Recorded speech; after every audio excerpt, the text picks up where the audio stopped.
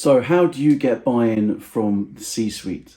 And what's the impact of AI on marketing? And what are some of the biggest challenges facing agencies and their clients? So these are just some of the subjects that are covered in the B2B Content Marketing Summit run by the Content Marketing Association.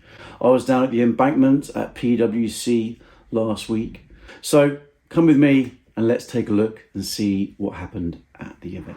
There's loads of great stuff going on, so I'm delighted to be being invited to it. So I'll be covering that throughout the day. Looking forward to it. Just heading off, taking number 3 to the in-laws so she can get sorted for the rest of the day, and then on the train and into London.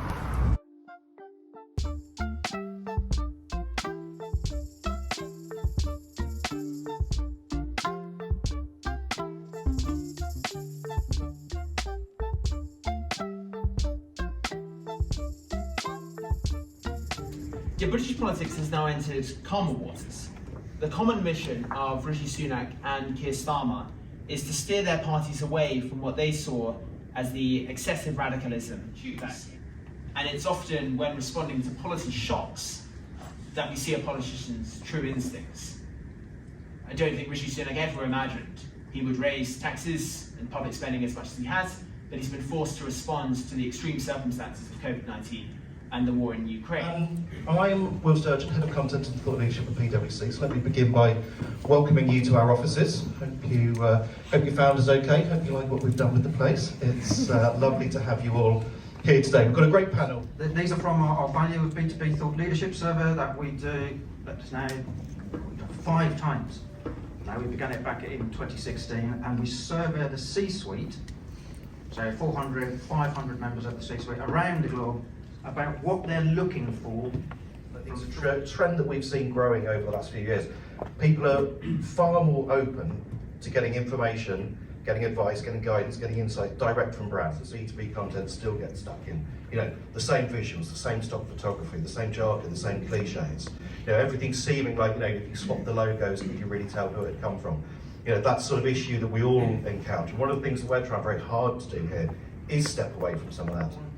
The process for that content creation, and how do we get assets out quicker? It's easier for them to find their confidence and find their voice by analysing what the data tells them, and then they can you can then take that to your key accounts, and it's a really great measure that you can then pull into your ROI dashboards, and again sort of circling back and convincing your stakeholders to then invest again to keep the campaign alive. In reality, now, this is not saying don't do the text as we've got up here. Text is still in those top 3 that we talked about, but you're exactly right. We need to be thinking about a whole slew of deliverables.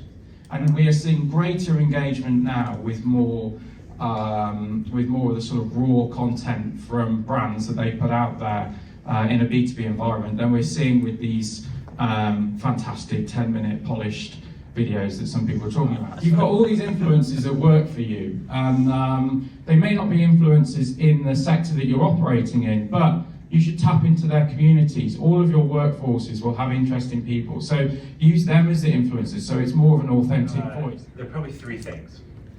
One is unfocused clients. I'm having a lot of trouble getting my clients to focus in on decisions and activities. The other would be change, and whether it's incremental, just changing as the industry changes, new technologies come on board, or if it's radical change, if the whole structure of our agency needs to sort of be reimagined, if you will. Focused clients or lack of focus on the client side is a major theme. I think it's for a bunch of reasons. I think business has changed drastically. I think we went from having plans set in place that were much more traditional. Then COVID hit and the carpet got pulled out from underneath us, and then everything turned tactical overnight. I think a lot of it is to do with overwhelm. We've already alluded to it here in terms of channels, routes to market, and data, measurability, analytics, and they're looking for their agencies to provide really good solutions? Too many agencies to deal with that are all doing different things and it's fragmented. Number two was I'm data rich and insights poor. I have data on everything. I have data coming out of my ears. I have piles of data from different executions and platforms, but nobody can tell me what actually happened. We're going to be having more strategy people because I think our clients are going to need more advice on the technologies, how to use them, why, and then how to communicate that up through their organization. But if we forecast the relative growth of real people using B2B channels from 2018 to 2022, we actually find that trend shows that influencer marketing is actually expected to surpass search in 2035, 82-second session length, which is pretty good. It's actually the best out of all branded websites. Nevertheless, when you compare the session length of a B2B website to social, it obviously pales in comparison. You see there TikTok boasts a 9-minute plus app session length, Instagram boasts 17-minute plus. And if you want to quantify the TikTok number, for instance, in a 9-minute session, you'd be likely to watch 32 videos during that time. So imagine how much rich content you're able to get from 32 creators talking about your product in a way whereby they're talking about different use cases, or they're talking about how this helps them grow their business.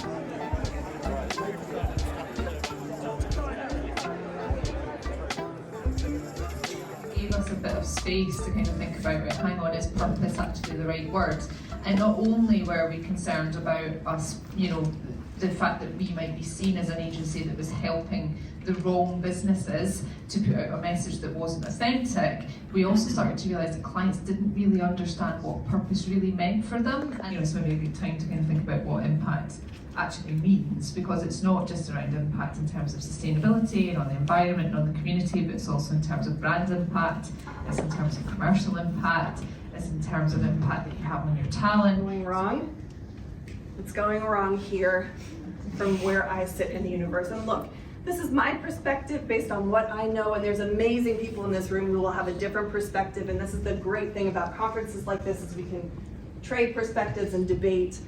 But as B2B marketers, I think we're by and large still relying on campaigns to carry our message. But you need to be creating content in a way that reflects how people consume information. Hence, you know, me stabbing the blog post in the back. You know, we're not talking about blog posts or press releases or, you know, static web content even. I think if you guys look at your .co.uk or .com content, it's not changing frequently enough. You have to gain their trust, and there's so much more at stake for them. If you buy a pair of shoes that you don't like, big deal. You put in a piece of software that doesn't work, you could lose your job. Every year we add 2.5 billion blog posts to the pile of thought-terminating, copycat crap tent. Like infinite monkeys running interference on your customer's headspace. The new agency mission was to make inclusive comms the norm. And I think that's something you know, we should all be thinking about. Allyship is great, that's hugely important, but as is management, and having senior management involved in all things diversity. It's not just about recruiting a D&I manager and then thinking your job's done. Try and get us up to speed about where we are, why we're here, how AI is kind of changing and eating the world. I don't think that we have fully grasped how significant this will be. So 50% of workers pretty much will have half or more of their jobs, their tasks in their everyday work exposed to large language models. We have long adapted to technology. We have changed how we work multiple times. And they changed, they adapted. They understood that the tools are tools.